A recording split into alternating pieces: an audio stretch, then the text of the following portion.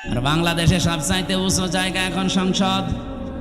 এক কথা বলছে না, আমরা চাই এই কোরআন সংসদে যাক, আর সংসদের প্রথম অধিবেশনে তারা বিল আনবে। মাননীয় স্পিকার, আমরা নামাজের আর যাকাতের বিল চাই।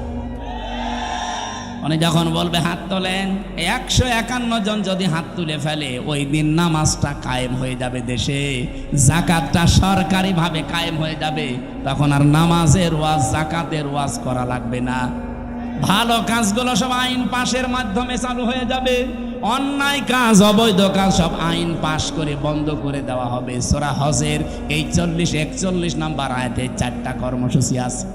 আমরা চাই মানুষের শান্তি, স্বস্তি, নিরাপত্তা, জুলুম থেকে বাঁচার জন্য এই 4টা কাজ রাষ্ট্রীয়ভাবে জারি হোক। 54 বছরে যারা গেছে জারি করে নাই, এবার যারা যাবে তারা যেন করে, সেই ব্যবস্থা করে দেওয়ার দায়িত্ব ফেরেশতাদের। এই জন্য আমাদের জীবনের সব ফরজের বড় ফরজ এইটা হাতে নেওয়া দরকার। দিন যতদিন কায়েম না হবে ততদিন আমাদের স্বস্তি নেই। এটা কারো কাছে যদি রাজনীতি মনে হয়, হ্যাঁ এটাই আমাদের রাজনীতি। এটা যদি কারো কাছে মনে হয় যে এটা ধর্ম ব্যবসা, হ্যাঁ এটাই আমার ধর্ম ব্যবসা। নামাজের মতো, রোজার মতো, যাকাত দেওয়ার মতোই ফরজ হচ্ছে আল্লাহর এই জমিনে আল্লাহর বিধানটা কায়েম করা। এই পৃথিবীতে যত নবী আল্লাহ পাঠিয়েছেন, শুধু 2 জন নবী বাদ দিয়ে প্রত্যেক নবীর উপরে তাদের আসল মিশন আর ভিশন ছিল এইটা, আনাকিমুদ্দিন ওয়ালা তাতাফাররাকু ফি। দিন কায়েম করো, কোনো ফতোয়াবাজি করবা না। আর পুলিশের চাকরিতে যেহেতু কোনো ডিউটি নেই, 8 ঘন্টা 10 ঘন্টা না, 24 ঘন্টায় ডিউটি। ওনারা যদি টয়লেটে বসে থাকে, যদি ডাক দেয়, আমার মনে হয় ওই অবস্থায় চলে আসে। কারণ আমার দোলা ভাই পুলিশ, আমার চাচা পুলিশ, বাবাও ছিল এক সময়, এখন আর নেই। এই জন্য আমি ওনাদের কাজ কারবার কাছ থেকে দেখেছি, বহু কষ্ট স্বীকার করা লাগে এই কাজগুলোতে। এই জন্য এই চোখটা যেন আল্লাহ জাহান্নামের আগুনে না জ্বালান, সেরকম কাজকর্ম তাদের জীবনে করার তৌফিক আল্লাহ দান করে। তো পুরাটা জীবনই ওনাদের ইবাদত, 24 ঘন্টায় ইবাদতের ভেতরে আছে। 2 নম্বরে, ওই চোখ জাহান্নামে যাবে না যারা রাতের বেলা নিজের গুনার কথা স্মরণ করে কাঁদে। এখানে 2 প্রকার মানুষই আমরা আছি, ওনারাও আছে। এখানে রাত জেগে গুনার কথা স্মরণ করে কন্দন করা মানুষ নেই। সুতরাং আমরা 2 প্রকার চোখই নিয়ে এখানে বসে আছি। এই চোখ দিয়ে আজকে আল্লাহর কোরআনে কারিমের কিছু কথা দেখতে চাই, কান দিয়ে শুনতে চাই। আল্লাহ আমাদের তৌফিক দেন, বলেন আমিন। আমি যে কথা তুলেছিলাম ওইদিকে যাবো ইনশাল্লাহ। দল, মত, জাতি, বর্ণ, ধর্ম নির্বিশেষে আজকের এই অনুষ্ঠান, এটা কি শুধু মুসলমানদের জন্য সাজিয়েছে?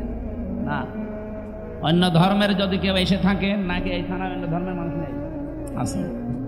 অন্য ধর্মের কেউ যদি এসে থাকেন, আপনাকে ওয়েলকাম জানাচ্ছি। আমার যতটুকু বাস্তবতায় আমি দেখেছি, আমার মনে হয় কোনো মানুষ যে ধর্মই মেনে চলুক, ও যদি একটু বিবেকটা কাজে লাগায়, তাহলে পৃথিবীর 4500 ধর্ম আছে, কোনো ধর্মে তার এই বিবেকে সাই দেবে না যে আমি থাকি। শুধু মান বলবে, টেনে আসবে যে আমি এই পৃথিবীর শান্তির ধর্ম ইসলামে যেতে চাই।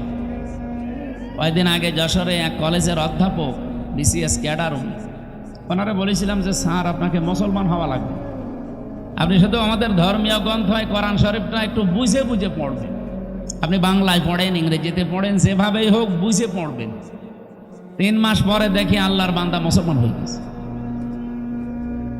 ওনারা জিজ্ঞাসা করলাম, আপনি 3 মাসের সময় নিলেন না হঠাৎ? বলছে, আমি কোরআন শরীফের পুরাটা আমি আনাকম জানাকম পড়ি নাই, বুঝে বুঝে পড়েছিলাম। পুরাটা পড়ার পরে আমার বিবেক আর মানে নাই।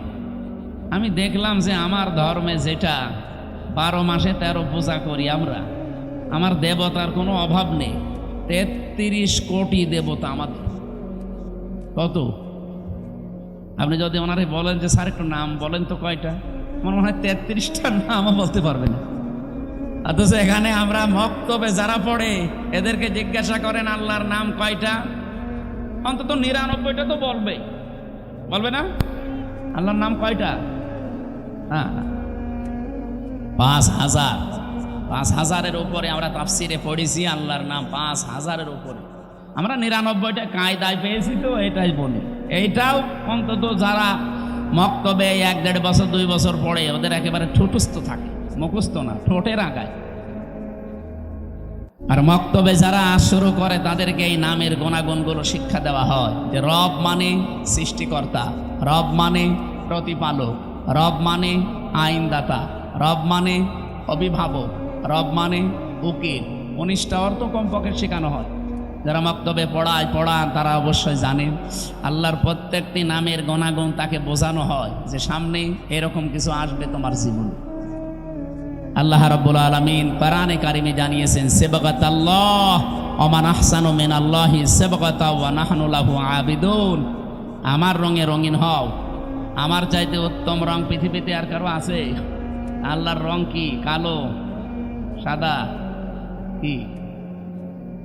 এই যে নামগুলো নিয়েছেন, এই নামগুলোর বৈশিষ্ট্য আমাদের ভেতরে আল্লাহ দেখতে চান। আমার আল্লাহর নাম হচ্ছে খালেক, তিনি সৃষ্টিকর্তা। তিনি কি? বলেন বলেন। তিনি শুধুমাত্র সৃষ্টি করেন এতটুকু না, সূরা মরিয়ম কি তাহার ভেতরে আছে তিনি সৃষ্টি করার পরে ওই সৃষ্টি চলতে যা লাগে ওই পথটা তিনি শুধু দেখাতে পারেন, অন্য কেউ পারেন না। যেন এখান থেকে একটা বিষয় আমরা আপনাকে যে এখানে রেকর্ড হচ্ছে, তো সারা দুনিয়া যাচ্ছে এখন, এটা অলরেডি লাইভ চলছে। সারা পৃথিবীর যারাই দেখেন আল্লাহকে, যারা রব সৃষ্টিকর্তা এই শব্দে বিশ্বাস করে, তাদের জীবনে এই শিরিকটা যেন না আসে যে সৃষ্টিকর্তা অন্য কেউ হতে পারে। আমরা দুঃখজনক হলেও সত্য যেহেতু বলা লাগছে, আমাদের যিনি পালিয়ে গেল উনি একবার বলেছিলেন যে এই ফসলে বরকত হওয়ার পর বলেছিলেন মা দুর্গা গজে চড়িয়ে এসেছে, এই জন্য ফসলে বরকত। ফসলে বরকত সৃষ্টি করে কি আল্লাহ না দুর্গা? অন্য হিন্দু যদি বলতো আমি জীবনে কিছু বলতামই না, সে একটা হাজি মানুষ। এরপর একজন মুসলমান বলেন তো ওনার মুখে এই কথা মানায়? আল্লাহর যেই গুণ, আপনি সেই গুণটা কার ভেতরে দিয়ে দিচ্ছেন, টের পাচ্ছেন না যে কি বলছেন আপনি। এখানে শিরিক যারা করে ওই এলাকাকে আল্লাহ রাব্বুল আলামিন নিরাপত্তার বেষ্টনীর বাইরে ফেলে দেন। এজন্য আমরা চাই আমাদের ব্যক্তি, পরিবার, সমাজ, রাষ্ট্র, আমাদের এই দেশটা নিরাপত্তা দিয়ে রাখুক চীন, ভারত, আমেরিকা, কে? আমরা আল্লাহর নিরাপত্তা চাই। যেন আল্লাহর পক্ষ থেকে যদি সত্যি আপনি নিরাপত্তার বেষ্টনীতে থাকতে চান, ঈমান যতটুকু আছে এটার ভেতরে যেন শিরিক মিশ্রণ না হয়। শিরিক কি? আল্লাহ যেটা পারে ওইটা অন্য কেউ পারে, এই বিশ্বাস করার নাম শিরিক। কি কথা বলেন? পৃথিবীতে আল্লাহ যেটা অন্তত পারে ওইটা অন্য কেউ পারে না। যদি কেউ বিশ্বাস করে না আমার এই ভগবানও পারে, এমনকি আমার এই পীর সাহেবও পারে, আপনি কিন্তু শিরিক করে ফেলেছেন। আর শিরিক করলে আপনি মুশরিক। কি বলেন বলেন? আর মুশরিক হলে তার জন্য আল্লাহর বানানো জান্নাত হারাম, আর বানানো জাহান্নাম ওয়াজিব। আমরা তো জাতিকে বাঁচাতে চাই অন্তত জাহান্নাম থেকে, আর জাহান্নাম যদি নাও পায় আল্লাহ যেন জান্নাতের একটু বারান্দায়ও জায়গা দেয়। এই কথা বলেন না কেন? জান্নাতে এরকম একটা অনুষ্ঠান আল্লাহ নিজেই করবেন, আর নিজে থাকবেন সভাপতি, বিশ্বনবী হবেন প্রধান অতিথি। যারা জান্নাত পাবে তারা থাকবে শ্রোতা, অন্য কেউ ঢুকতে পারবে না। দাউদ আলাইহিস সালাম নিজের কণ্ঠ দিয়ে সূরা তাহা তেলাওয়াত করে অনুষ্ঠান উদ্বোধন করবেন। আমাদের নবী সূরা রহমান থেকে তেলাওয়াত করবেন, আর মহান রব্বুল ইজ্জাতুল জালাল নিজের কণ্ঠ দিয়ে সূরা ইয়াসিন তেলাওয়াত করে তার ওই জান্নাতি শ্রোতাদেরকে শোনাবে। খামসিনা আলফা সানাহ মিম্মা তাউদ্দুন। আমরা 1, 2, 3 করে যেভাবে গণনা করি, জান্নাতে আল্লাহর কুদরতের কণ্ঠে এক একটা আয়াত শুনতে সময় লাগবে 50,000 বছর। জান্নাতের যত নিয়ামত আছে মানুষ ভুলেই যাবে। আমাদের কপালে আছে কিনা আমরা জানি না, তবে আমরা আশা করতে পারি আল্লাহ যেন ওই ময়দানে আমাদের শ্রোতা হিসাবে একটু জায়গা করে দেন। বলেন বলেন আমিন। হ্যাঁ দেবে। আপনার জীবনে এমন কোনো কাজ যদি থাকে যেটা আল্লাহ ছাড়া আর আপনি ছাড়া আর কেউ জানে না, হাল্লাকা সিররুন ইনদাল্লাহ বাইনাকা আনতা ওয়া বাইনাল্লাহ, হাল্লাকা সাদাকাতুন তাখফা লা ইয়ালামুহা ইল্লাল্লাহ। কবি বলছে এমন কোন কিছু তোমার জীবনে আছে, সাদাকা হোক নেক কাজ হোক, যেটা আল্লাহ ছাড়া আর তুমি ছাড়া কেউ জানে না। এরকম গোপন কিছু কাজ করে রাখবে। আমি এক ওসি সাহেবকে পড়াতাম বিশ্ববিদ্যালয়ে যখন ছিলাম, ওই 10 সালে। উনি আমার মাঝে মাঝে এই প্রশ্নটা করতেন যে দুনিয়ায় এমন কিছু গোপন কাজ করব, কেউ জানে না, কিয়ামতের দিন যেন এটা নেওয়া যায় মালিকের কাছ থেকে। ওই দিন থেকে আমি এই কবিতাটা মুখস্থ করেছিলাম, এখনো পর্যন্ত নাড়া দেয় আমার অন্তরে। কথাটা অনেক দামি কথা না? আপনি গোপনে এমন কিছু করে রাখবেন যেন অন্য কেউ জানে না। ওই যে পাহাড়ের যে 3 যুবকের ঘটনা আমরা শুনি, তাদেরকে আল্লাহ মুক্ত করেছিলেন তাদের গোপন এই নেক কাজের কারণে। তারা 3 জনেই গোপনে আল্লাহকে খুশি করার জন্য এমন এমন নেক কাজ করেছিলেন যেটা আর কেউ জানতো না। আল্লাহ রাব্বুল আলামিন ওই 3টা নেক কাজের ওসিলা দিয়ে তারা এই গোপন কাজের যেই দোয়া করেছেন, এত বড় বিশাল বিপদ যেখানে মরণ ছাড়া উপায় ছিল না, ওই বিপদ আল্লাহ কাটিয়েছেন, কালো মেঘ দূর করে দিয়ে তাদেরকে আল্লাহ বাঁচিয়ে দিয়েছেন। এই জন্য এমন এমন কাজ জীবনে করে রাখবেন। এই যে যারা সেজদা দেন, রাতের বেলা উঠে একটু নিরিবিলি, পৃথিবীর সব ঘুমিয়ে গেছে, এমন একটা সেজদা লাগাবে, অন্তত এক সেজদায় যেন 1 ঘন্টা কেটে যায়। আমি জেলখানায় থাকতে এই 3টা বছর বহু সেজদা এমন পেয়েছি, মানুষকে নিচেও দিয়েছে, মজাও লাগে একটা আলাদা। আপনি 45 মিনিট 1 ঘন্টা সেজদায় পড়ে থাকেন, কিছু বলাও লাগবে না, শুধু এমনি পড়ে থাকবেন, মনে হবে আল্লাহর কুদরতি পাই আমি পড়ে আছি। একটা আলাদা অনির্বচন সুখ আপনাকে আল্লাহ দান করবে, যেটা কিনতে পাওয়া যায় না। আল্লাহ আমাদের জীবনে এরকম কিছু গোপন নেকির কাজ করার তৌফিক দেন, বলেন আমিন। আমার ভাইরা, আমার যে কথা তোলার ছিল আমি তুলেছি। আমাদের ঈমান আমরা শিরিক মুক্ত করতে চাই। নিরাপত্তা দেওয়ার একচ্ছত্র মালিকানা আমার আল্লাহর। পৃথিবীর কারো নিরাপত্তা নিয়ে মানুষ স্বস্তি শান্তিতে থাকতে পারে না যতক্ষণ আল্লাহ নিরাপত্তা না দেয়। কি কথা বোঝেন? কত মানুষদের নিরাপত্তা দেওয়ার জন্য এগিয়ে আসতেছে না। বাংলার মানুষেরা যতদিন পর্যন্ত আল্লাহর এই নিরাপত্তা আপনি না পাবেন, বাইরের যত বড় উন্নত রাষ্ট্র নিরাপত্তা দিয়ে তাদের নিরাপত্তারই তারা গ্যারান্টি দিতে পারছে না। আজকে ইসরায়েলে দেখেছেন, আজকে 12:30টার সময় কি ভূমিকম্প। অলরেডি একদিকে দাবানল জ্বলছে, আর একদিকে ভূমিকম্প।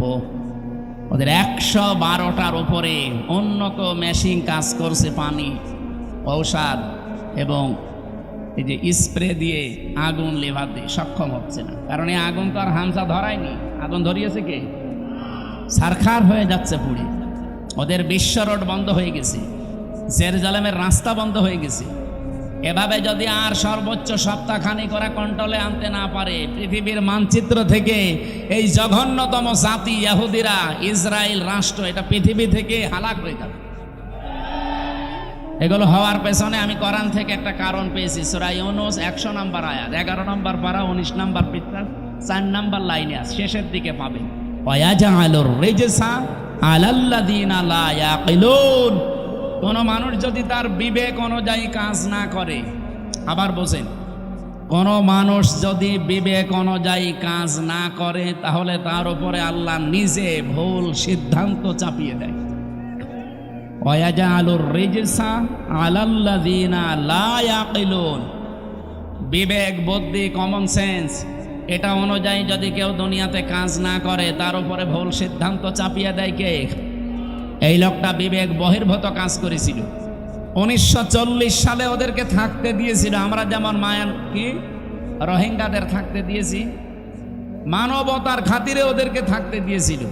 এই পৃথিবীর নিকৃষ্ট জাতি এখন এই ইহুদিরা, খালি গায় খালি পায়, তামাম দুনিয়ার কেউ নেয়নি। অথচ এই মানুষগুলোকে থাকতে দিয়ে এখন তারা কাল হয়ে দাঁড়িয়েছে। কি কথা বলে না কেন? যারা থাকতে দিল তাদেরকে এখন দেশ থেকে তাড়িয়ে দিচ্ছে। এই সিদ্ধান্তটা তার ভুল ছিল। এই মানুষগুলো বিবেক বহির্ভূত কাজ করার কারণে আল্লাহ এমন কিছু চাপিয়ে দিয়েছে যেটা এখন কন্ট্রোলের বাইরে। এদিকে তাকান, কোন দিকে তাকিয়ে আছেন আপনি? দ্বিতীয় নম্বরে আমাদের পাশের প্রতিবেশী নামে কলঙ্ক।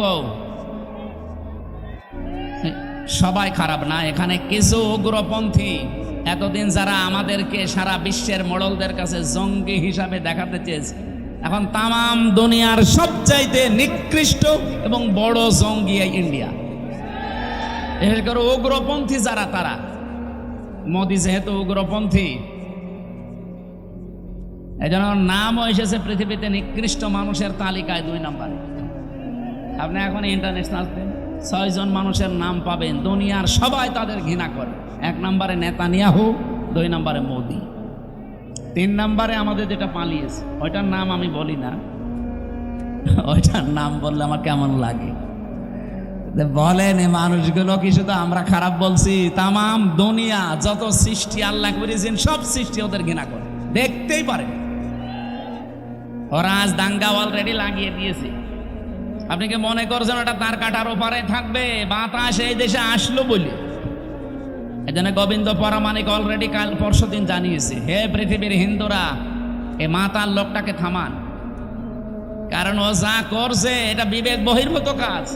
আমি আমার জায়গায় থাকবো, আমার সম্পদ নিয়ে, আমার জীবন ইজ্জত আবরু নিয়ে আমি না, ও সব এখন দখল করার চেষ্টায় আছে। আমাদের বাপ দাদা মুসলমান যারা, তারা হাজার হাজার বিঘা জমি জায়গা ওয়াকফ করে দিয়েছিল মসজিদ, মাদ্রাসা, খানকা, গোরস্থান, ঈদগার জন্য, অথচ এখন অবৈধ একটা আইন পাশ করে সব দখল করে দিচ্ছে।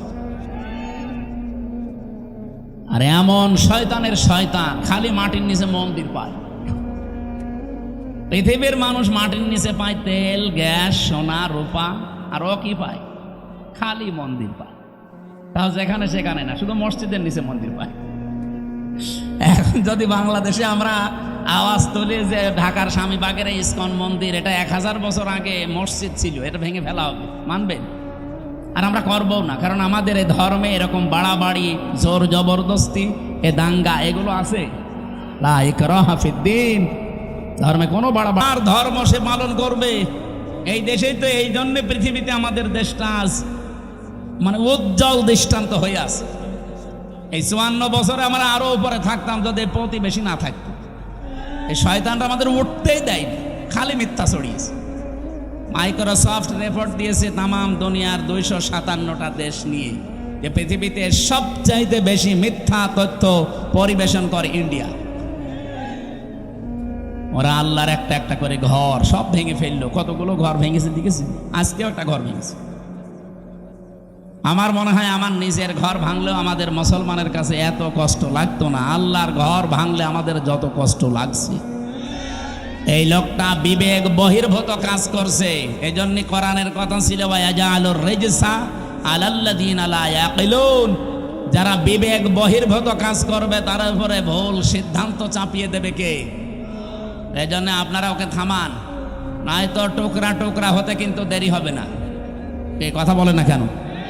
এই 2টা দেশের কথা বলার পরে আমি একটা কথা বলতে চাই, যেহেতু সামনে এসেছে এই জন্য বলছি।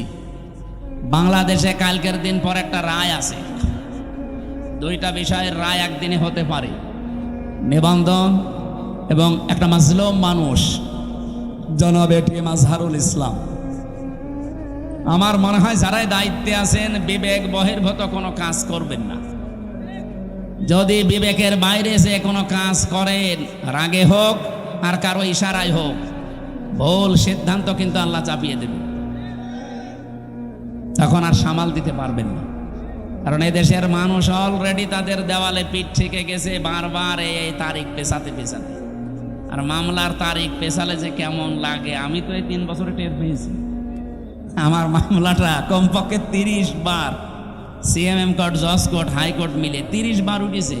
যেদিন ওঠে মনে করলাম যাক আজকে বের হতে পারবো। ও আল্লাহ, বিকালবেলা সংবাদ আসেছে না, হয়নি, আবার 1-1.5 মাস পেছিয়েছে। এই সময় যে কি কষ্ট লাগে, যারা জেলে থাকে তারা ছাড়া এ ওয়াজ করে বোঝানো যাবে না।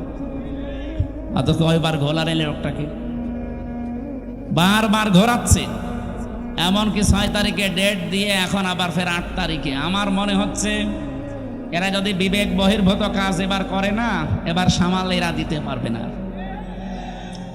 আমার কথা আমি সবাইকে জানাচ্ছি, আগামী 8 তারিখে, কালকের দিন পর, আমরা চাই এই মাজলুম মানুষটাকে নিঃশর্তভাবে খালাস করে দেওয়া।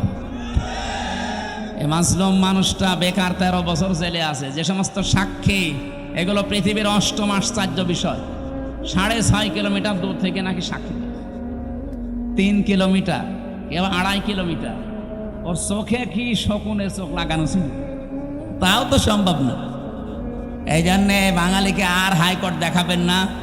বিবেক বহির্ভূত কোনো কাজ যেন এ দেশে আর না হয়। আমি 318 পৃষ্ঠা পড়লাম এই 3 দিনে। যে নারী কমিশন যেটা জমা দিয়েছে, এর ভেতরে প্রায় কোরআনের 13টা আয়াতের ওরা ভুল ধরেছে। আরে 13টা আয়াত কেন, 13টা অক্ষরও তো বাদ দেওয়া কোরআন থেকে সম্ভব না। এই কথা বলেন না কেন?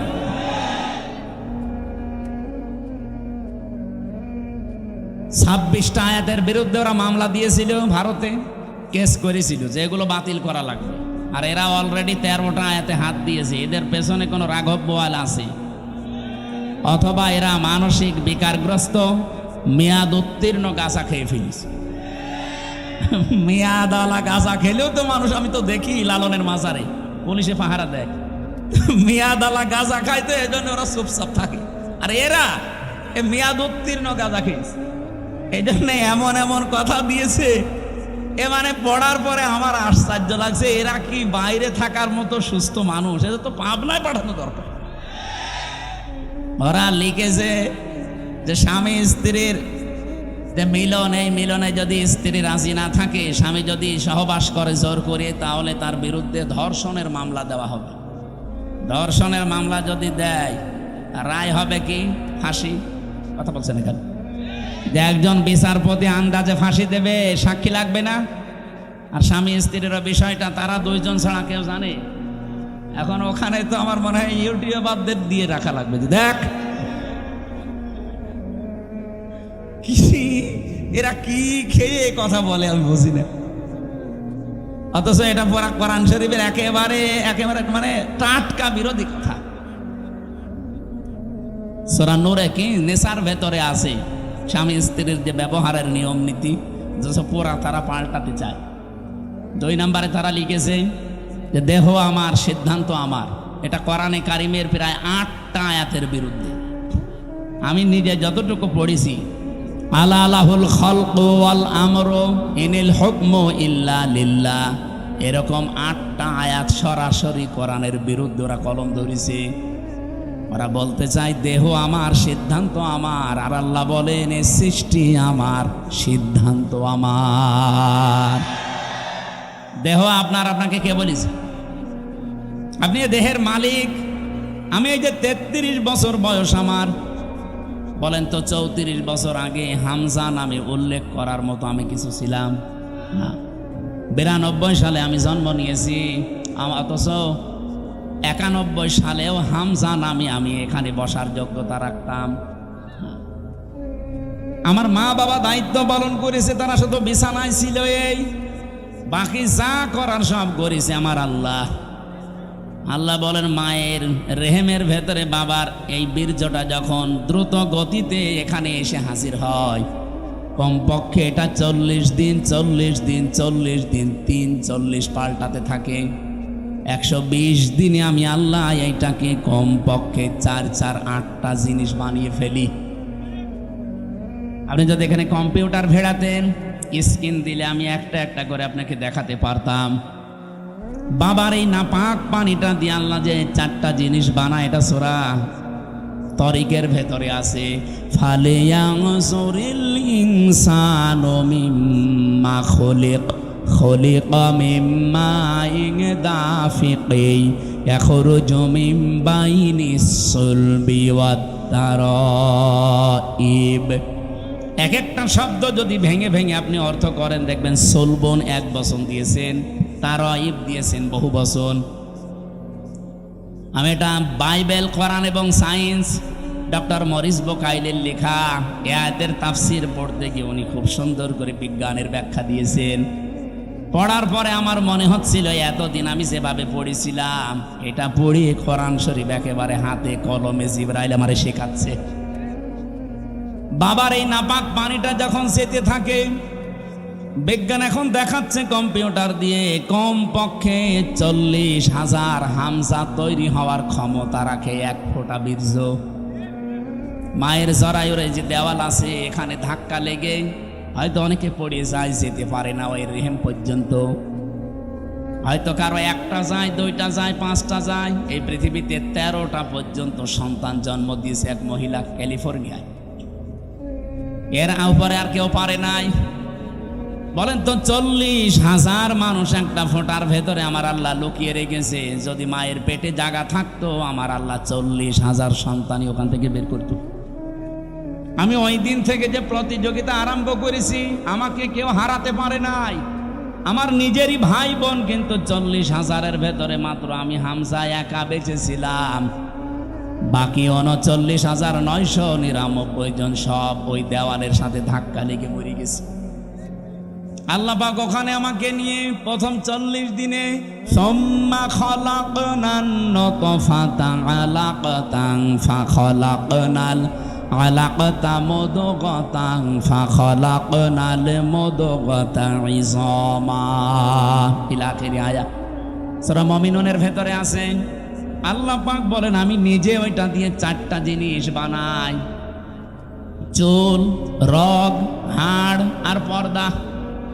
আর মায়ের রেহেমের যে কারারিম মাকিন বলা হয়, যেখানে হাতের স্পর্শ লাগে না, এই জায়গায় একটা থলি আছে, নাপাক পানির থলি।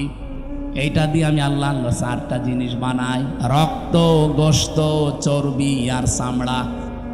4 8টা জিনিস এক হয় 120 দিনের ভেতরে।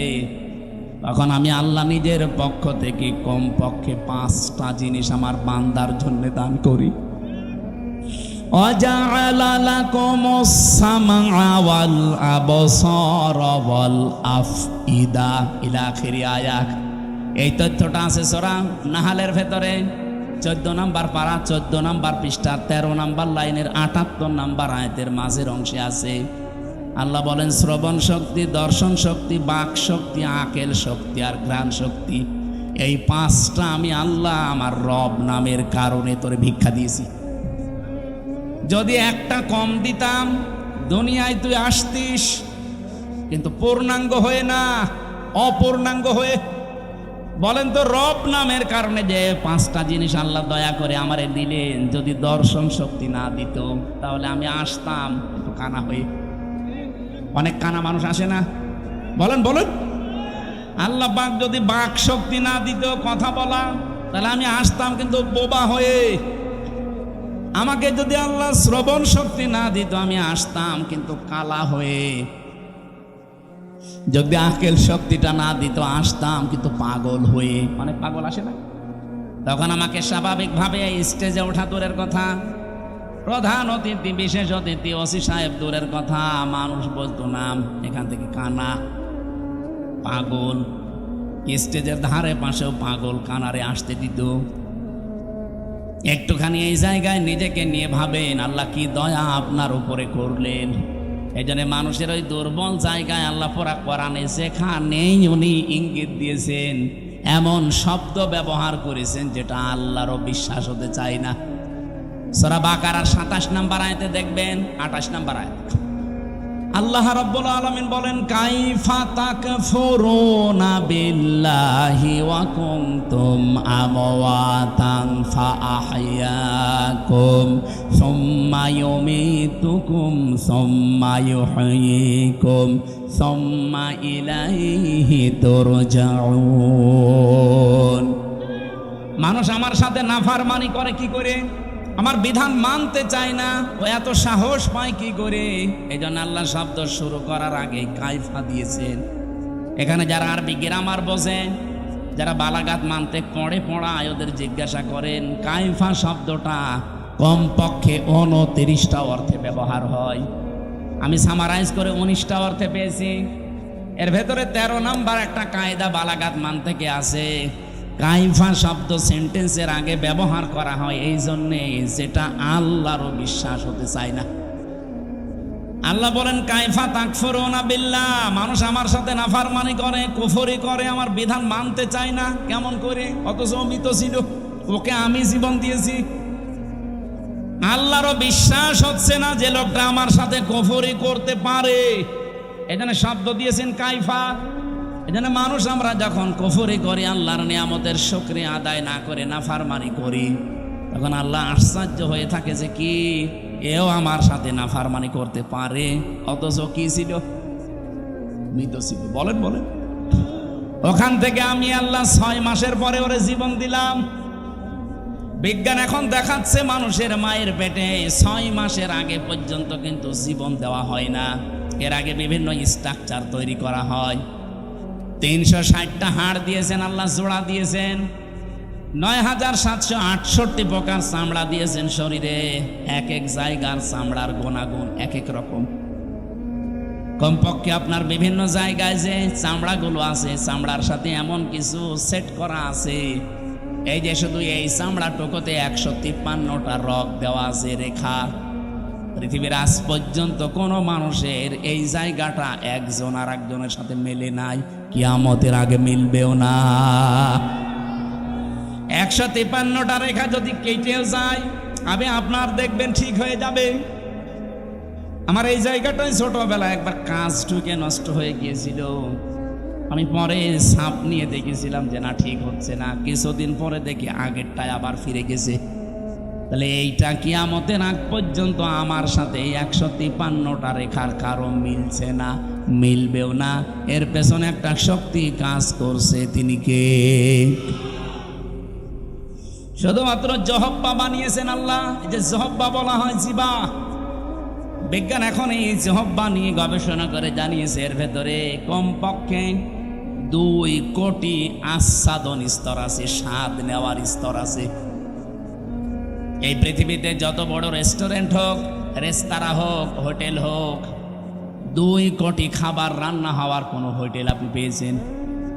হ্যাঁ, আমি এই বয়সে আমার মনে হয় কতগুলো দেশ আমি ঘুরে আসলাম, পৃথিবীর কোনো উন্নত দেশেও এত প্রকার খাবার আমি পাইনি। সর্বোচ্চ খাবার পেয়েছি 180 প্রকার। এই যে গাজীপুরের কাপাসে একটা হোটেল আছে নিরিবিলি, তোতামিয়া, ও খাবার রান্না করে 180 প্রকার পর্যন্ত খাবার ওর হোটেলে আমি পেয়েছি।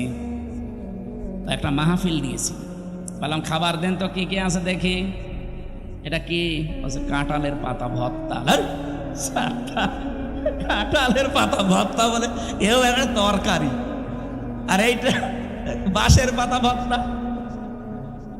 মানে সারা দুনিয়া কুড়িয়ে মাত্র 180 প্রকার, আর আমার জহব্বার ভেতরে আল্লাহ স্বাদ নেওয়ার স্তর দিয়েছেন কত? 2 কোটি। কিয়ামত পর্যন্ত দিলেও তো স্বাদের স্তর শেষ হবে না। এই স্তরটা আল্লাহ দেয় কখন? বিজ্ঞান এখন জানাচ্ছে কমপক্ষে যখন 6 মাস হয়ে যায়, 6 মাসের পরে তখন আপনার ভেতরে আল্লাহর রুহু দেয়। এটা আল্লাহর সিদ্ধান্ত। রুহু কি? আল্লাহর হুকুম বা সিদ্ধান্ত। ওরা যে বলছে সিদ্ধান্ত আমার, দেহ আমার, আরে ভাই দেহ আপনার না, সিদ্ধান্ত আপনার না। এ দেহ বানিয়েছে ওই যে শুরু থেকে কে বলেন তো? আরো জোরে বলেন।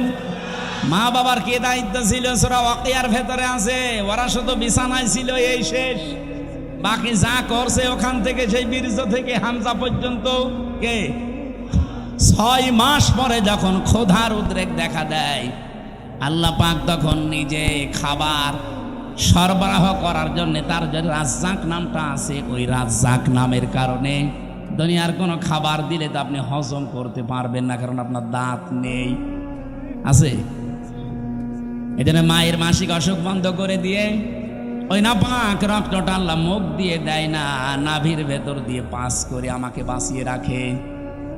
নবীজি বলেন আল্লাহ মুখ দিয়ে না দিয়ে নাভি দিয়ে দিয়েছে কেন জানো? পৃথিবীতে আল্লাহর বান্দারা এসে যেন এই মুখ দিয়ে কোনো নাপাক জিনিস ভেতরে না দেয়। অথচ আমরা আল্লাহর এমন বান্দা যে আল্লাহ মায়ের পেটের ভেতরে মুখটা পবিত্র রেখে দিয়েছে, নাপাক রক্ত মুখ দিয়ে দেয়নি, নাভি দিয়ে দিয়েছে। অথচ এসে এখানে কত মানুষ এই মুখে নাপাক জিনিস দেয়। বলেন তো, সুদের টাকা আর ঘুষের টাকা এটা পাক না নাপাক? এখানে কত মানুষ বসে আছে, টাকা ছেড়ে রাখে আর টাকা আসে। এটা কি বলে না? এটার আর একটা নাম আছে। বলেন তো, যে 1000 টাকা যারা ছেড়ে দিয়েছেন, মাসে মাসে 100 টাকা 200 টাকা করে বেশি দেয়, এই কাজে যারা আছেন এই টাকাটা পান, এটা কি নাপাক? নাপাক। যারা এগুলো করছেন তাদের ছেড়ে দেওয়া লাগবে, নয়তো আপনি নবীর হাদিস অনুযায়ী মায়ের সাথে জিনা করছেন। কারা কারা এই কাজে আছেন হাত তোলেন তো। এই এলাকা তো ভালো মনে হচ্ছে, আলহামদুলিল্লাহ। তাহলে তো ওসি সাহেবের কাছে অনেক নালিশ যায় না মনে হয়, এলাকা অনেক ভালো, একটা লোকও নেই। যারা এই যে নাপাক জিনিসগুলোর ভেতরে অন্যতম আর একটা এলাকায় চলে কিনা আমি জানি না, বিড়ি আছে, এটা ছেড়ে দেবে, এটা বদ অভ্যাস। ওটা খেলে মুখ পর্যন্ত আমার মনে হয় গন্ধ হয়ে যায়। যারা খায় তারা তো টের পায় না, যারা পাশে দাঁড়ায় তারা টের পায়। আপনি একটু চিন্তা করেন না, আপনার এই নাভির ভেতর দিয়ে আল্লাহ পাস করে আপনাকে বাঁচিয়েছে, কেন মুখ দিয়ে ওটা দিতে পারতো না? আল্লাহ জানে যে আমার বান্দা এই নাপাক জিনিস আমি মুখ দিয়ে দিলে এই মুখটা নাপাক করে ফেলবে। আমি চাই এটা পবিত্র থাক দুনিয়ায়, যে আমি আল্লাহর পবিত্র নাম যেন উচ্চারণ করে। সবার আল্লাহ বলতে পারেন নাই? 6 মাসের পরে যখন রুহু এসে গেছে, খাবারের উদ্রেক দেখা দেয়। আল্লাহ পাক বলেন খাবার তো এভাবে চলতে থাকে, আস্তে আস্তে আমি আল্লাহ নিজে তখন আকৃতি বানাই। ওয়াল্লাযী ইউসাউবিরুকুম ফিল আরহামি কাইফা ইয়াশা ইলা আখিরি আয়াত, সূরা আলে ইমরান 3 নাম্বার পারা, এটা 9 নাম্বার পৃষ্ঠা 6 নাম্বার লাইনের 6 নাম্বার আয়াতের প্রথম অংশে আছে। আল্লাহ বলেন তিনি সে আল্লাহ যিনি মায়ের পেটের ভেতরে তোমাদের আকৃতি তৈরি করেন। তোমার যে আকার আকৃতি এটা পৃথিবীর কেউ বানায়নি, এটা আমার আল্লাহর নিজের সিদ্ধান্তে তৈরি হয়েছে।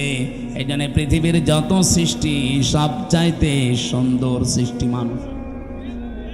কথা বলে লাকাদ খালাকনাল ইনসানা ফি আহসানি তাকওয়িম, পৃথিবীতে সবচাইতে সুন্দর করে আল্লাহ বানিয়েছে মানুষের এই চেহারাকে। এত সুন্দর আর পৃথিবীর কোন সৃষ্টির ভেতরে আপনি পাবেন না। কিন্তু এই সুন্দর চেহারার মানুষগুলো যখন নিচে নামতে থাকে, সুম্মা রাদাদনাহু আসফালা সাফিলিন, এরা এত নিচে নামে যে পশু পাখি পর্যন্ত এত নিচে নামে না। এই বাংলাদেশে নিচে নামে নাই। আসিয়ার মতো 7 বছরের মেয়েকেও যারা ধর্ষণ করতে ছাড়ে না, ওরা কি মানুষ না জানোয়ার? জানোয়ার বললেও ভুল হবে, কারণ জানোয়ারও অত নিচে নামে না।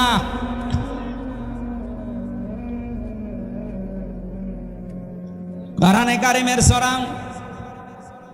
এটা বানি ইসরাইলের ৭০ নম্বর আয়াতের প্রথম অংশে আছে, 15 নম্বর পারা 8 নম্বর পৃষ্ঠার প্রথম নাম্বার লাইনে আছে। এটা আমি শিক্ষা দেওয়ার জন্য বলছি। ওয়ালাকাদ কাররামনা বানি আদম, আল্লাহ পাক বলেন বনি আদম সন্তানকে আমি আল্লাহ সম্মানিত করেছি। কে? আরো জোরে। বনি আদম সন্তান হলেই হবে, সে কোন ধর্ম মানে ওটা তার ব্যাপার, কিন্তু বনি আদম সন্তানকে আমি সম্মান দিয়েছি। আল্লাহ এখানে বলেন না যে আমি মুসলমান সন্তানকে সম্মান দিয়েছি, না। বনি আদম সন্তান যারা মানুষ পদবাচ্চা বিবেচিত যারা, তাদের সম্মান দিয়েছে কে? কিন্তু দুঃখজনক হলেও সত্য, এই বাংলাদেশে এই সম্মানিত সৃষ্টি মানুষের সম্মান নিয়ে সবচাইতে বেশি সিনিমিনি খেলা হয়েছে। 54 বছর তো বটেই, 15.5 বছর আরো বেশি।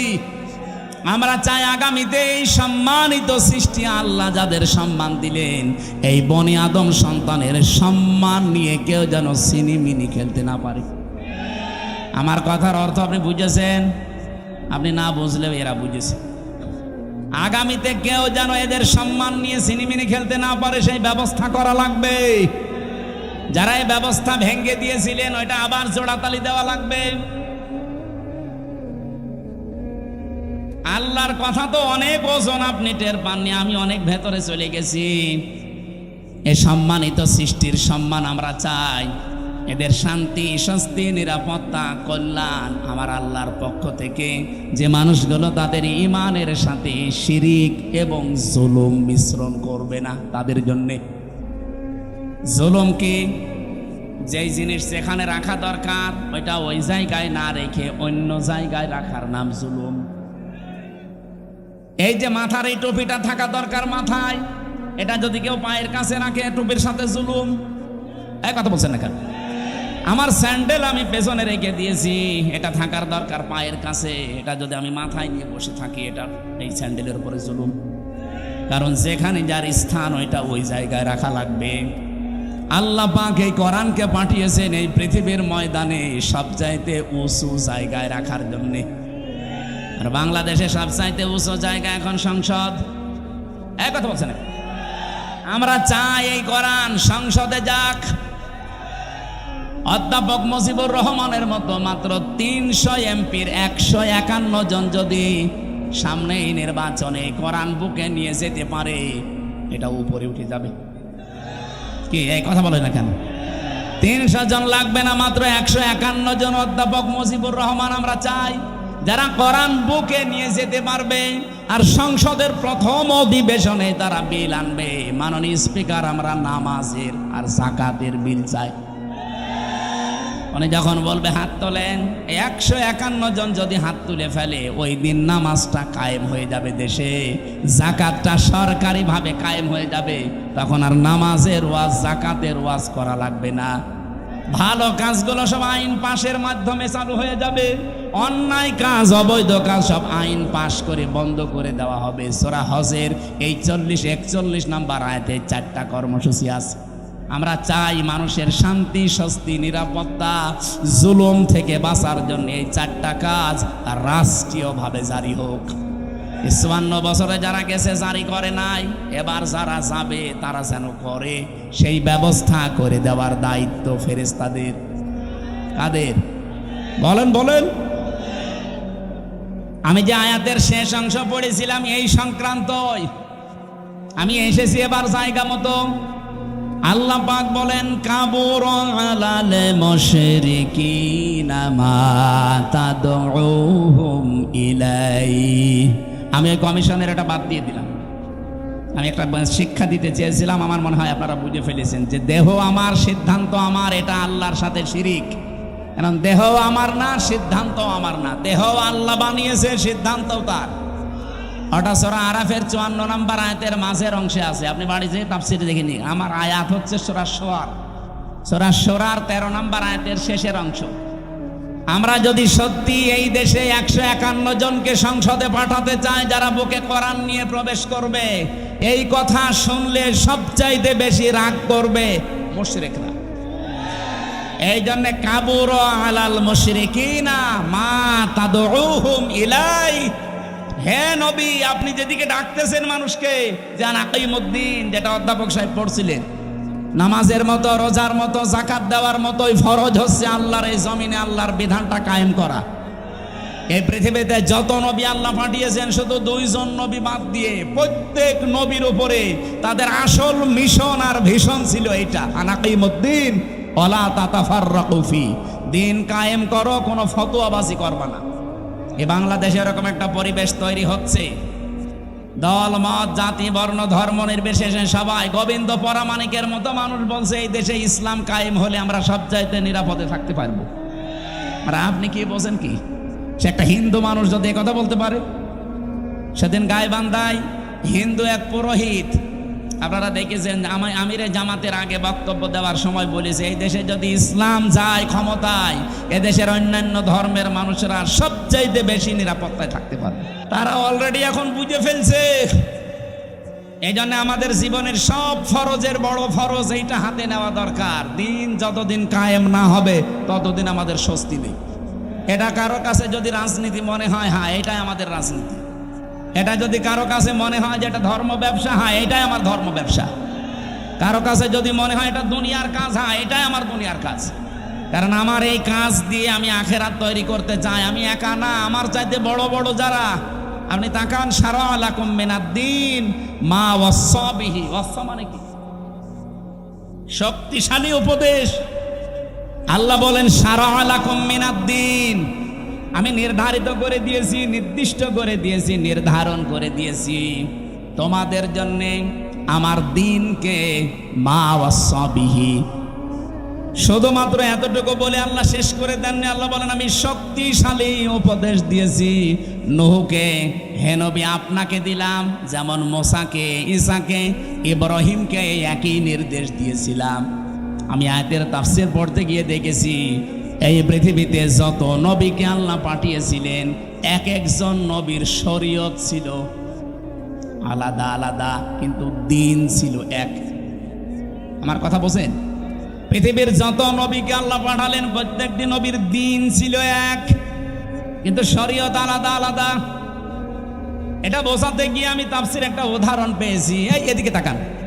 একজন বাড়িওয়ালা 5 জন কর্মচারী রেখেছে, এক একটা কর্মচারীর কাজ আলাদা আলাদা। মালিক কয়জন? আর জোরে। কিন্তু কাজ যাদেরকে 5টা কর্মচারী আলাদা আলাদা দিয়েছে, প্রত্যেকটা অর্ডারের উপরে মালিকের যেহেতু হুকুম আছে, প্রত্যেকটা হুকুমের দাম আছে না নেই? তারা তো প্রত্যেকেই মালিকের কর্মচারী, কাজ এক একজনকে এক একটা ভাগ করে দিয়েছে। কেউ বাজার করবে, কেউ বাড়ি ঘর ঝাড়ু দেবে, কেউ দারোয়ানিতে করবে। আল্লাহ পাক বলেন আমি মালিক, আমি দিন একটাই পাঠিয়েছি, কিন্তু এক এক নবীর শরীয়তে জীবন বিধানের ভেতরে আলাদা আলাদা নিয়ম দিয়েছিলাম। আমাদের নবী মুহাম্মদ রাসূলুল্লাহকে আল্লাহ যে শরীয়ত দিয়েছেন, আদমকে সে শরীয়ত দেয়নি। হযরত ঈসাকে যে শরীয়ত দিয়েছে, মুসাকে সেটা দেয়নি। কিন্তু লক্ষণীয় বিষয় একটা, যত নবী এসেছে দিন সবার কিন্তু এক ছিল, আর সবাইকে আল্লাহ নির্দেশ দিয়েছে আনাকিমুদ্দিন, দিন কায়েম করো। তাফসীরে আমি 2টা জিনিস এখান থেকে আরো ফলো করে পেয়েছি। এইদিকে তাকান।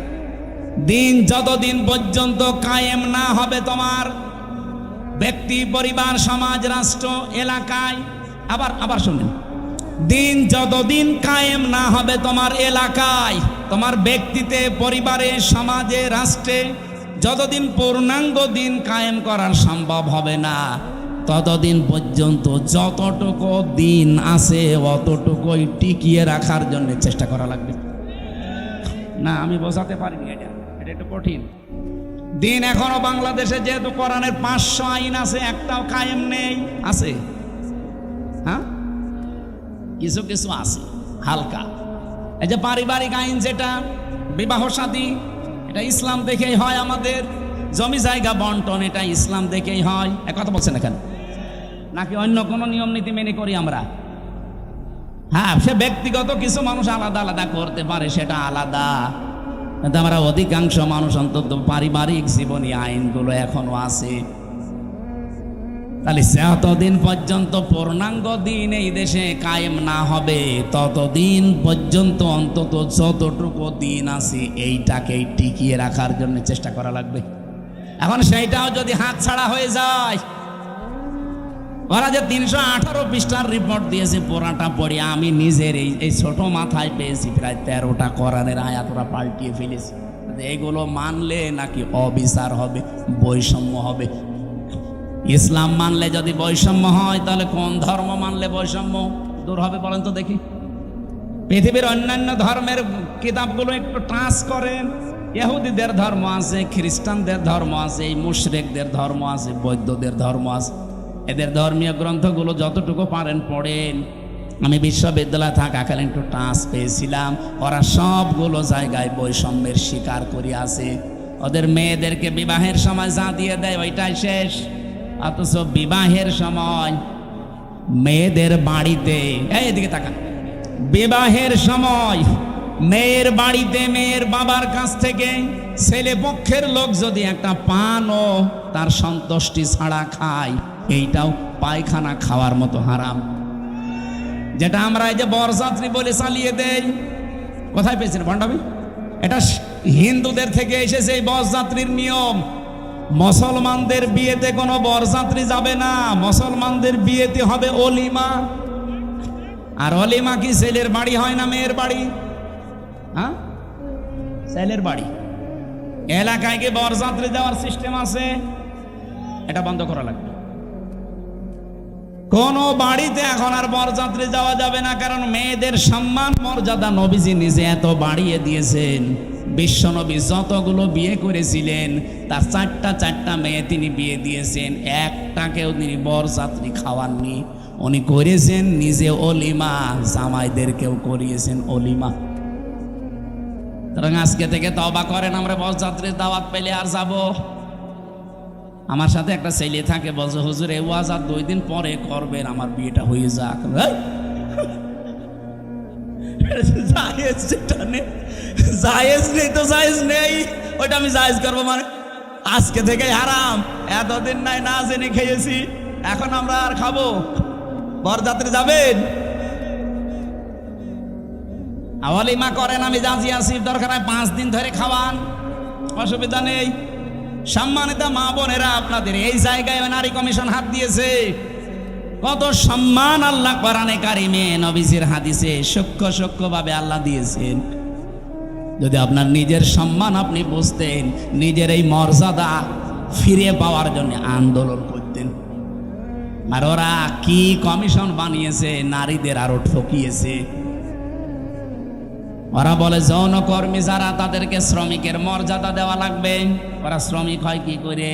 বলে কালকে তো ঢাকায় তো এসে পুলিশকে বলবে যে ভাই স্যার আমরাও শ্রমিক, আমাদেরও কম কষ্ট নেই ডাকাতি করতে। কি ডাকাতি করা কষ্ট না?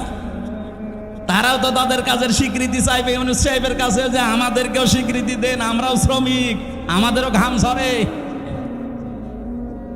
এটা না করে যদি ওনারা, এই যে 1 লক্ষ যৌনকর্মী আছে সারা বাংলাদেশ মিলে, সরকারি জরিপ, 1 লক্ষ মানুষকে, ওই মানুষগুলো সরকারি ভাবে যারা টাকা বিভিন্ন জায়গায় ব্যাংকে পড়ে থাকে, ছাতা পড়ে যায়, কেউ জানে না, ওই টাকাগুলো নিয়ে নিন।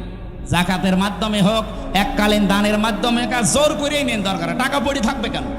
কাইলা ইয়াকুনা দৌলাতাম বাইনাল আগনিয়াই মিনকুম, আল্লাহ বলেন আমি চাই না এক জায়গায় অর্থ সম্পদ টাকা পয়সা জমা হয়ে থাক, এটা ছড়িয়ে যাক, এটা কাজে লাগুক। সুতরাং এই টাকাগুলো আমার মনে হয় রাষ্ট্রীয়ভাবে সব আদায় করে 1 লক্ষ মেয়েদের পুনর্বাসন করা দরকার। কে কথা বলেন না কেন? হয় ওদের 2টা করে গরু কিনে দেন, 5টা ছাগল কিনে দেন, অথবা সেলাই মেশিন কিনে দেন, এমব্রয়ডারি করার জায়গা করে দেন। ওরা নিজেরা হালাল কর্মজীবন তৈরি করে সংসার করে দুনিয়ায় সম্মানের সাথে বেশি থাক। খুব বেশি না, মাত্র 1 লাখ আছে সারা বাংলাদেশ মিলে। গোপনে গোপনে যেগুলো আছে ওগুলো বাদ দিলাম। এই কাজ আপনারা কোন নিয়মে লিখলেন? এটা কোরআনের বিরুদ্ধে আছে, এমনকি মানব অধিকারেরও বিরুদ্ধে। যারা এই যে রাজবাড়ী গোয়ালন্দ ঘাটে যারা কাজ করছে, যশোরে কাজ করছে, নারায়ণগঞ্জে কাজ করছে, এই মানুষগুলো যারা যায় এখানে, এরা কি মানে নিয়ম নীতি মেনে যায়? আপনারা ওসব বুঝবেন না, আপনাদের বলার দরকার। এই কাজগুলো যারা করছেন, কিছুদিন পরে দেখবেন এদের HIV, এইডস হবে। আপনি তো একটা জাতিকে ধ্বংস করার রাস্তায় নামিয়ে দিচ্ছেন।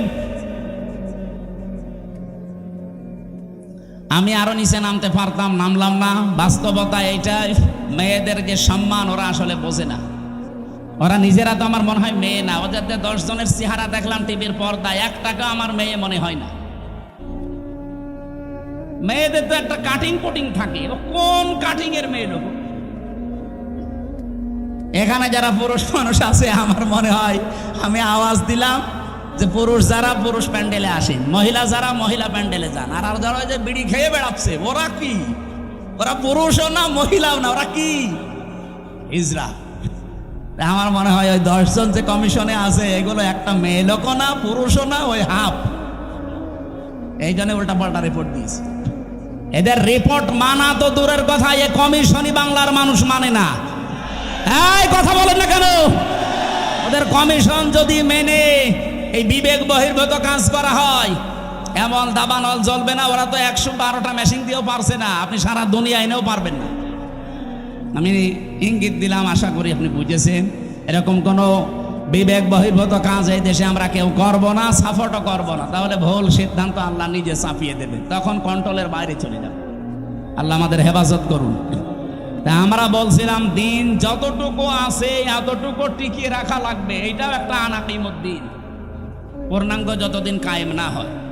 যেহেতু এই দেশে এখনো অলিমার সিস্টেম নেই, না আছে আছে কিছু কিছু জায়গায়। স্যার আপনি কি অলিমা করেছেন? আমি একজন করি, এ স্যারে অনেক করিনি, অনেক বর যাত্রী দান্দায় আছে। আমিও তো ওনার মতোই, আমি বেশি মানুষ নেইনি, মাত্র 7-8 জন নিয়েছি। শ্বশুরকে বলেছি দরকার হয় 170 জন খাওয়িয়ে দেবো। এই সময় তো বুঝতাম না। না, আমরা এখন যেহেতু বুঝে ফেলেছি এই সিস্টেম, এখন মেয়ের বাপের ওপরে জুলুম বন্ধ করা লাগবে। এখন থেকে আমার অলিমা শুরু হবে। বরযাত্রী খাওয়া কি জায়েজ নেই। এমন মেয়ের বাবা খাওয়াতে, কেমন মেয়ের বাবা এমন পাগল আছে যে আপনার মতো 500 পাগলকে খাওয়াবে? আমি বারবার এ কথা বলছি কেন, আমার মেয়ে 3টা, আমার বাঁচা লাগবে না। না, একটু ট্রেনে করলাম, অন্তত যাদের ছেলে আছে তারা এখন বুঝে মরুক, আমি তো বেঁচে যাব। মেয়ের বাবার অনেক সম্মান। নবীজি বলেন কেউ মেয়ের বাবাকে ছোট চোখে দেখবা না, মেয়ের বাবাকে খারাপ কথাও বলবা না, কারণ আমি নবী মুহাম্মদ রাসূলুল্লাহ নিজে মেয়েদের বাবা। সুবহানাল্লাহ বলতে পারেন না? কোন ঘরে যদি একটা মেয়ে লোক আসে, সঙ্গে সঙ্গে 4 জন ফেরেশতা চলে আসে। কোন পরিবারে একটা ছেলে এসেছে, সঙ্গে সঙ্গে একটা ফেরেশতা আসবে, এ কথাও নেই। আর 4 জন রহমতের ফেরেশতা এসে মেয়েটার মাথায় হাত বলিয়ে বলে, এটা দুর্বল দেহ থেকে এসেছে, এই মেয়েটাকে যারা আদর ভালোবাসা স্নেহ দেবে, দিন শিখাবে, একাজে খাওয়াবে, পড়াবে, প্রতিপালন করে সৎ পাত্র দেখে পাত্রস্থ করবে, কিয়ামতের দিন আমি নবী আর ওই মেয়ের গার্জিয়ান এইভাবে পাশাপাশি জান্নাতে থাকবে। কোন ছেলের ব্যাপারে এমন কথা হাদিসে আছে নেই। এই জন্য মেয়ে হলে যারা রাগ করেন, মন খারাপ করেন, করবেন না ভাই। আমি নিজে সহ যাদের মেয়ে আছে, আমরা খুশি হব যে আল্লাহ আমাকে দয়া করে জান্নাতের অধিকারী বানিয়েছেন। বলেন সুবহানাল্লাহ। বিশ্বনবী জানিয়েছেন, যার একটা মেয়ে তার একটা জান্নাত, যার 2টা মেয়ে তার 2টা জান্নাত, যার 3টা মেয়ে আল্লাহ তাকে 3টা জান্নাতের অধিকারী বানিয়ে দিয়েছেন। আল্লাহ আমাদের মেয়ে যাদেরকে দিয়েছেন, এই মেয়েগুলো যেন জান্নাতে যাওয়ার মাধ্যম হয়। বলেন আমিন। কিন্তু শর্ত কয়টা? প্রথমে তাকে ভালোবাসা লাগবে, 2 নম্বরে তাকে খাবার দাবারের যে ব্যবস্থা, তার পেছনে খরচের যে ব্যবস্থা, এটা করা লাগবে। 3 নম্বরে তাকে দিন শেখানো লাগবে, এই পরিমাণ যতটুকু করতে পারলে সে চলতে পারে। 4 নম্বরে তাকে সৎ পাত্র দেখে পাত্রস্থ করা লাগবে। এই 4টা কাজ যদি কোনো মেয়ের গার্জিয়ান, বাবা হোক বড় ভাই হোক, এরা যদি করতে পারে, কিয়ামতের দিন নবীজি বলেন আমি নিজে পাশাপাশি তাকে জান্নাতে ডেকে নেব। এবং যেই দিন থেকে মেয়ে ওর বাড়িতে আসবে, ওই দিন থেকে কিয়ামত পর্যন্ত আল্লাহর রহমত তার সাথে থাকবে। নবীজি কিন্তু দুনিয়া পর্যন্ত শেষ করেন, নিজের রহমত শুধু দুনিয়ায় পাবে, ইলা ইয়াউমিল কিয়ামাহ। এই মেয়ে যেই দিন ওর বাড়িতে এসেছে, ওই দিন থেকে আল্লাহর রহমতের একটা দৃষ্টি তার উপরে থাকবে। ওই দিন থেকে কিয়ামত পর্যন্ত আল্লাহর দয়া ওই গার্জিয়ানের উপরে থাকবে। আল্লাহ সেই দয়ার ভেতরে আমাদেরকেও শামিল করেন। বলেন আমিন। যে কথা তুলেছিলাম, যেহেতু দিন এখনো পরিপূর্ণ কায়েম নেই, যতটুকু আছে এগুলো টিকিয়ে রাখার জন্য 5 ওয়াক্ত নামাজ কায়েম নেই রাষ্ট্রে। আমরা নিজেরা অন্তত যারা পড়ি না, আরম্ভ করেন। ব্যক্তিগত জীবনে, পারিবারিক জীবন পর্যন্ত একটু ঠিক করেন। ওয়ামুর আহলাকা বিসসালাতি ওয়াসতাবির আলাইহা লা নাসআলুকা রিজকা নাহনু নারযুকুকা ওয়াল আকিবাতু লিত্তাকওয়া। সূরা তাহার 132 নম্বর আয়াতে আছে, হে নবী নিজে নামাজ পড়েন। যেহেতু এখনো কায়েম করতে পারেননি, নিজে নামাজ পড়েন। পরিবারস্থ লোক যারা আছে তাদেরকেও নামাজের তাকিদ দেন। আমি আল্লাহ আপনার কাছে রিজিক চাই না, বরং আমি আল্লাহ আপনাকে রিজিক দেই। আর শুভ পরিণাম অপেক্ষা করছে আমার মুত্তাকি বান্দাদের জন্যে। এজন্য দিন যেহেতু এখন আমরা কায়েম করতে পারি না, এবার পূর্ণাঙ্গভাবে যতটুকু আছে এতটুকু টিকিয়ে রাখার চেষ্টা করা ফরজ। আর এই কথাগুলো বললে সব চাইতে মন খারাপ হবে, খারাপ লাগবে যারা শিরিক করে বেড়ায়, যাদের ইমানের ভেতরে শিরিক আছে, যারা মুশরিক তারা। আল্লাহ পাক বলেন, আল্লাহু ইয়াজতাবি ইলাইহি মাইয়াশা। আল্লাহর দিন আল্লাহর জমিনে কায়েম করার জন্য সবাইকে আল্লাহ নির্বাচিত করবে না। আল্লাহ সবাইকে পছন্দও করবে না, সবাইকে আল্লাহ বাছাইও করবে না। ইয়াজতাবি শব্দের শাব্দিক অর্থ হচ্ছে নির্বাচিত করা, বাছাই করা, নির্ধারণ করা, পছন্দ করা। আল্লাহ শুধু পছন্দ করবে তাকে, ওয়াহদি ইলাইহি মাইয়ুনিব, যেই লোকটা আল্লাহর দিকে মন থেকে ফিরে আসতে চায়। সুতরাং আজকে থেকে আপনি আল্লাহর বিধানের দিকে মন থেকে ফিরে আসার চেষ্টা করেন, আপনাকেও আল্লাহ দিন কায়েমের কর্মী বানিয়ে দেবে ইনশাআল্লাহ। আল্লাহ আমি সহ যারা এসেছি এই জমিনে দিন কায়েমের একজন কর্মী হিসাবে দায়িত্ব পালন করা আল্লাহ যে কবুল করবেন, তাদের সাথে আমাদেরকেও যেন পছন্দ করেন। বলেন আমিন। আরো জোরে বলছি আমিন।